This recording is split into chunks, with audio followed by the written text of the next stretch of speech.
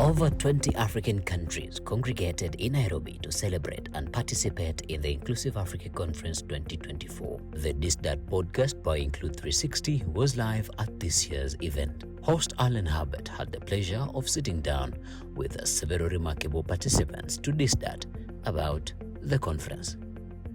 Enjoy this episode and do not forget to subscribe. Now, over to Alan Herbert. This is Include 360, all voices, all the time. I am your host, Alan Herbert, and I am joined by an amazing gentleman who is going to be introducing himself. Big question is, have you ever heard about Ubongo Kids? Now, the gentleman is a team member of the organization that is in charge of production of Ubongo Kids. And if you love Ubongo Kids, do this, yeah? Like this video, comment on this video, and also share it. Of course, subscribe so that we continue to get amazing guests onto the platform to have these amazing conversations. Mkubwa, without further ado, unaweza jitambulisha kwa lugha ambayo I'm about to nini my Swahili, but kindly introduce yourself. Okay, thank you so much. My name is Husseini. I work at Ubongo as a disability and inclusion specialist. Yeah. So my role basically is to ensure that all what we are doing as organization or as Ubongo is more inclusive, trying to make and bridge the gap of no one left behind. Yeah. So my role is to ensure that from the process, all processes, starting from the research, curriculum design, production, until the distribution are more inclusive enough to assure that all kids get access.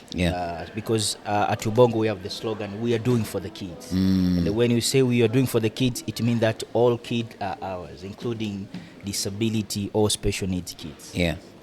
If you have a bit of history about Ubongo, what is the background of Ubongo? Why does Ubongo exist? First of all, Ubongo is a Pan-Africanism organization. And basically what we need is we create a content that is more familiar and resonate to children of Africa. This is because one among the priorities to create more accessibility to the kids. And for example, I may say you that one among our strategies to create content in the first language. So after creating the content in Swahili and English, we adapt our content into different languages. Currently, we have almost 12 languages, including Swahili, Kikuyu, Luo, Hausa, and many more languages, including French, because we believe as children learn best through their mother tongue.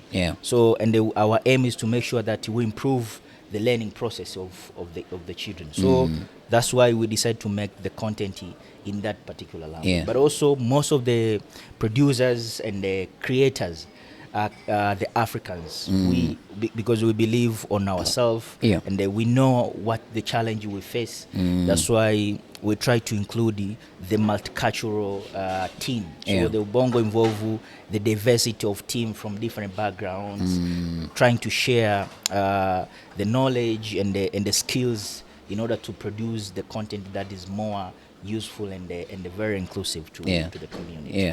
You know, Hussein, it might sound interesting, or it does sound interesting that you have over 12 local languages. But I was speaking to yesterday I had a conversation with a gentleman. He's a musician, he's called Kamanu. And he was telling me that one of the things that we've lost as African is touch with our indigenous languages. So when you tell me that you are producing content in 12 indigenous African languages, two things come to mind. Isn't it costly? Because fluency for that language, yes, there are people who still speak it, but fluency for that language is slowly dwindling.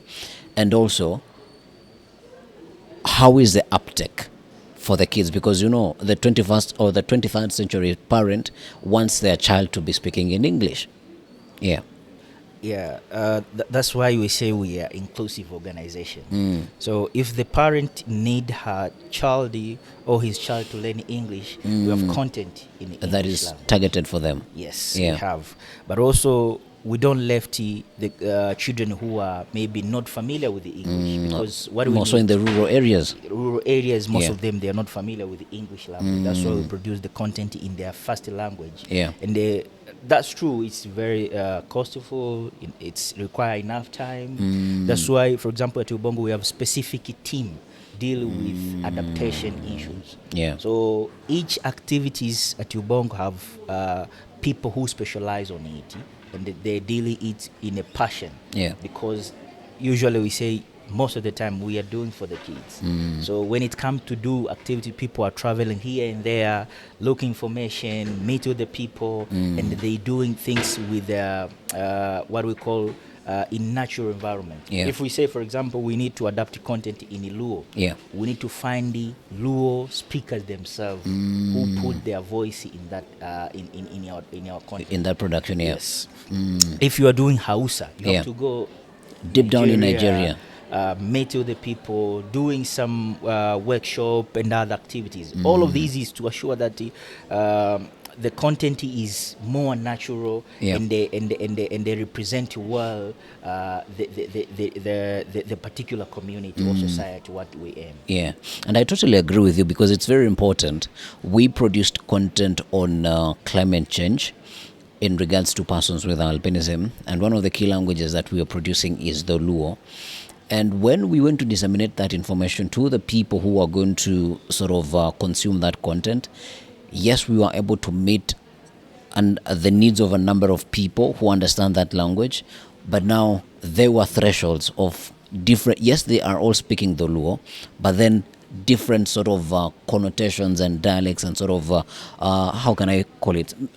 Basically different, it's the same language, but the variations are a little bit different. Is this a challenge for Ubongo, or you say this is what the majority people speak, this is what we're going to serve them? Because I realize that would be a challenge.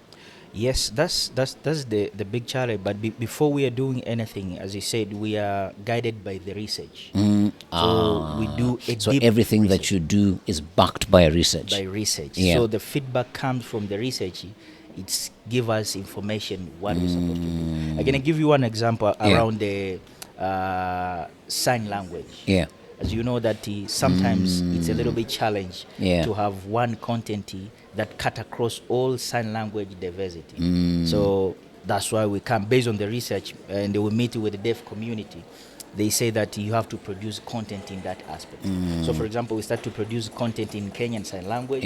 Now we are going to furthermore producing content in various sign language, including Tanzania Sign Language, Uganda Sign Language, and stuff like that. That's the feedback we got from the research. That most of the deaf community, they do like to represent their language with they are more familiar. We know that most of the sign language come across from the American Sign Language, but when it comes to commonality, there is some kind of, as we say, not common to all.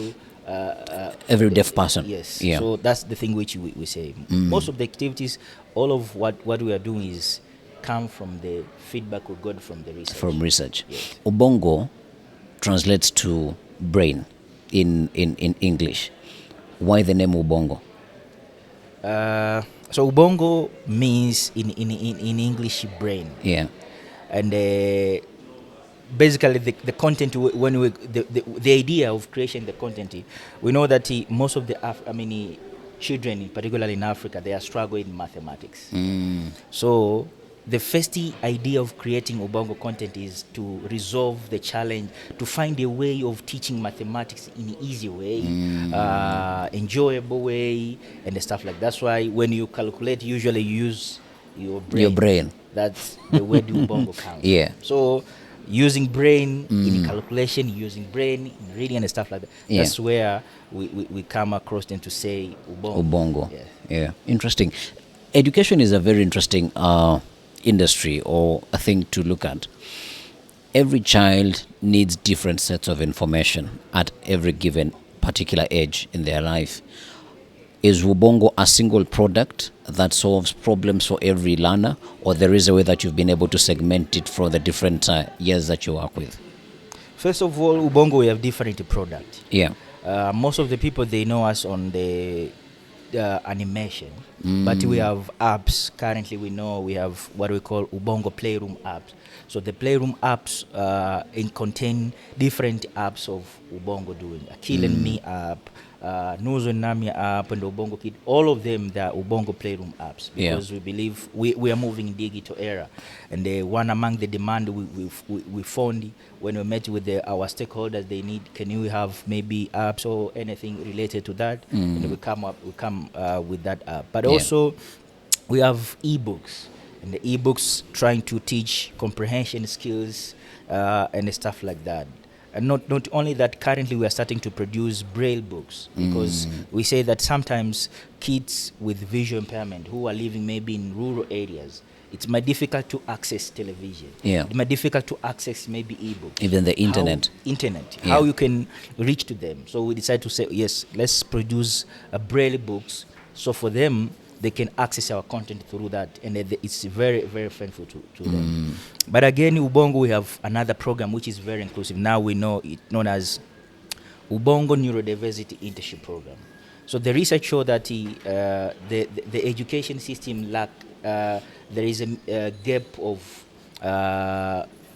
transition from school to working, specifically to kids with youth with disability. So we come across to design a program that will try to teach job skills for youth who are autistic and the ADHD in order to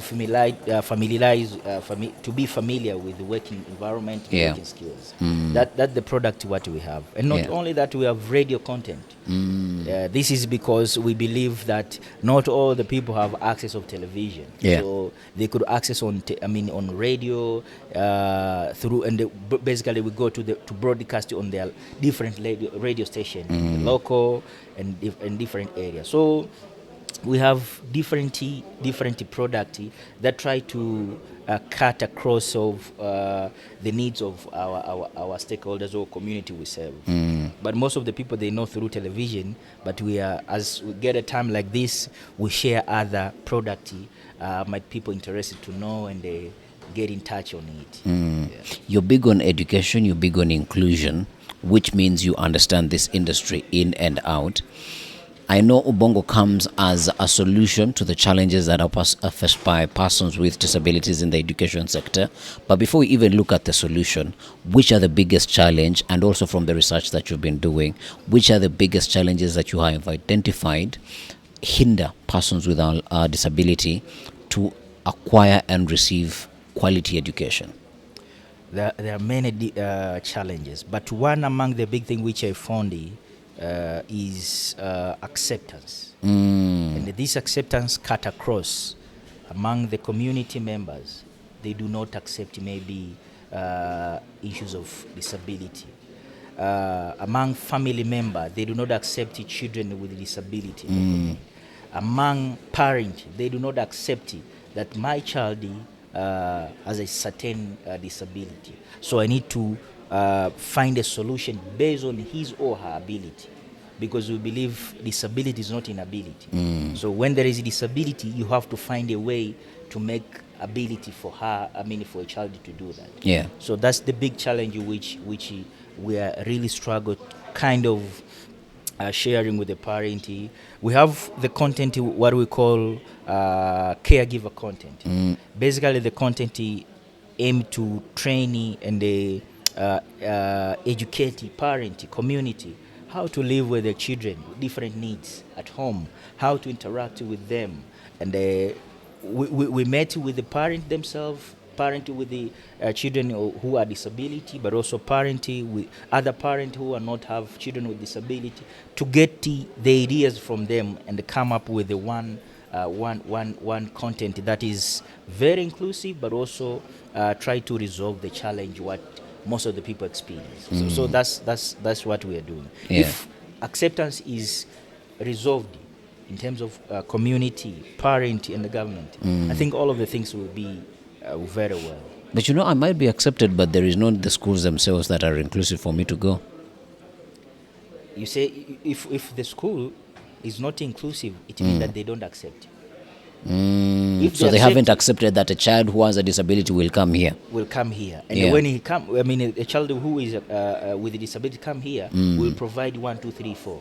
But some of them, they say, yes, we receive children with disability, but they don't provide the reasonable accommodation. That is an acceptance. If you accept them, you have to find a friendly and a useful environment for them to study at your school. So that's the thing which I say acceptance. Acceptance is very important. You are our eyes across Africa now, because you are well traveled and you've done research across these different countries. What is your view of the status of education, inclusive education particularly, across the African continent? And you could also give us samples. You could say that this is what I see in Nigeria, this is what I've seen in Uganda, and any other country that you've been to. First of all, I see there is a step we have moving forward. And one among the step what we are moving currently is most of these countries where we visited, they have policies regarding inclusive education. That's the step. But the area which I'm really, and we as organization, maybe and other community, other organization could come to fight for it, the implementation of those policies. Because having a policy is one area. It's a part of the journey. Yes, but how you're going to implement the policy? The policies of inclusive education in different African countries are very good. They have very good strategies, but now we need to have pull our socks on implementation of these policies. So when you go to Uganda, you find a very good inclusive policy. When you came to Kenya, the same. Tanzania, South Africa, Nigeria, they have good policies. That's the big improvement, because when it comes to maybe 10 years back or 15 years back, we don't have such kind of policy. But currently we have policy, and the policy cut across from the pre-primary up to university level. So that's the very good achievement for me. So, but another thing which I see is very improvement is the enrollment of kids with disability in schools. I think there is there is a big improvement in enrollment for these kids. So, but after enrollment, what they are going to do in that schools, that's another challenge. So sometimes that's why we as organization, we come across with different ideas how they can support them. For example, having the program like neurodiversity internship program, the pilot one, our aim is to kind of sharing the knowledge and the lesson we learn from this program with the schools, parents, government, how they can make these youth to be employable without depending. Currently the world is very changing. You don't depend only on academic. We need to depend on skills. So if the child who is disabled, the disability children, maybe academically it's not well, and it's not bad, it's fine. But is there any specific way to make him or her in other areas? Because people have talents, have other skills, which they do not need your academic, maybe getting A in physics, getting A in mathematics, but they need skills for them to survive in the ever-changing scope of the world. We are at the Inclusive Africa Conference. So far, what do you make of it? Because the Inclusive Africa Conference is big on policy. So far, what's your point of view, or what's your summation of the conference? I think the big thing which I found in that conference is the diversity of participants is very good, but also the knowledge which shared from different angles. It's very, very good, because I believe the leaders and the participants from different angles, they could get a chance to learn what maybe another country doing and try to cope. And that's why we are here, to make kind of networking. Even myself, when I came here, I come across with new things which I need to learn, and I need to implement in my organization, in my country, and the community at large, because it's a good platform. And that's why we say, in education, we as educators, we are lifelong learners. So this is a good platform for learning how other people implement issues of technology, issues of digital. You can't avoid the digital life currently. So how we are going to make the digital life to be more accessible. how we are going to make sure that all community members get a chance to celebrate of this advancement of of technology in our community. That's the big lesson which I think I got from this conference. Yeah. Interesting. Taking you back on the conversation of how different African countries are doing in terms of inclusive education. Yes, policies do exist, but then you will talk to some government officials and they will tell you, we do not have resources to implement these policies. From our Ubongo perspective, how could we collaboratively pool resources to help countries implement the good policies that they have to make them a reality? First of all, for us, we believe in stages. If you have a big chunk, something to do, sometimes it's difficult to do at once. You have to do step by step. So that's what we are doing even at Ubongo. Yeah. We don't come across a huge organization like it is right now. We are going step by step.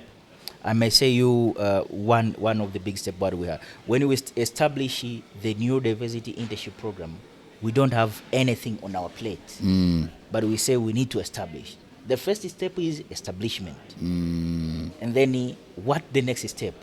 You say, you know what, we do this and this, we need to formalize it. How we're going to formalize? Let's do a research. Let's meet with people, stakeholders, share their knowledge. And then after that, we create a lesson and a formal program, which we say this is the lesson we learn, how you're going to recruit these youth, how you're going to make, to implement, to kind of put in different position, how you're going to transfer from from school life to working condition, how you're going to interact them with the people in the community, because those are the steps we are making. So what I can advise even any community or government or people, I think if you need to do anything, particularly the big project, let's do by step. Stage 1, let's do this. Stage 2, let's do. Even though we have a big policy that we need to accomplish this, we can implement it in half. Yes. So that's the thing which basically we can do at the moment. Yeah. Would persons with disabilities be badly off if they are left out on the artificial intelligence journey? Yeah, I think if you left out, I think it's not good, because we say we are eco community. Yeah. Why you left them? Then how do we include persons with disabilities in that morphing style of technology? I think that's the area which come to me and to think is using the human-centered approach. Human-centered design approach is very useful. Yeah. Go sit with them, see their challenge, and discuss with them how do they prefer for them to be included. And then you have to sit in a creative way based on their feedback. And then from that point, you will be in a good position to include them in artificial intelligence life. Yeah. So if you do that, I think it will be, and that's why we as Ubongo we follow that the human-centered design principle. Yeah. So if you follow that, usually you find your product is very useful and the people, they would like it more, because you produce based on their feedback, not on your mindset, not you sit your team and then you come across with a product. The product is it come from the feedback from their community, from the users themselves. What would be your closing remark? Or what, actually, this would be your closing remark, but what does ideal inclusive education look like for you? First of all, the ideal inclusive education, what I would like is the kind of education that fulfill the requirement of each children, not to come with I say not come with the one suggestion that can fit for all. Trying to look different ways based on our needs, based on our requirement. If a person need maybe audio material, provide it. If a person need tangible material, provide it. If a person need sign language, stuff like that, provide it. Those are the requirements. But if you don't do that, you will create a barrier. So, but if you provide, so the idea inclusive is the one which come resolve the challenge or issues related to the needs and requirement of a particular child. Yeah.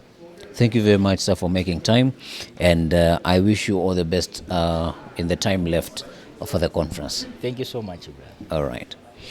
Thank you very much. I hope you've learned a thing or two. Mine is to remind you, like this conversation, share it, and also do not forget to subscribe to the channel. Thank you for tuning into this episode of the This That podcast by Include 360, recorded live at the Inclusive Africa Conference 2024 in Nairobi.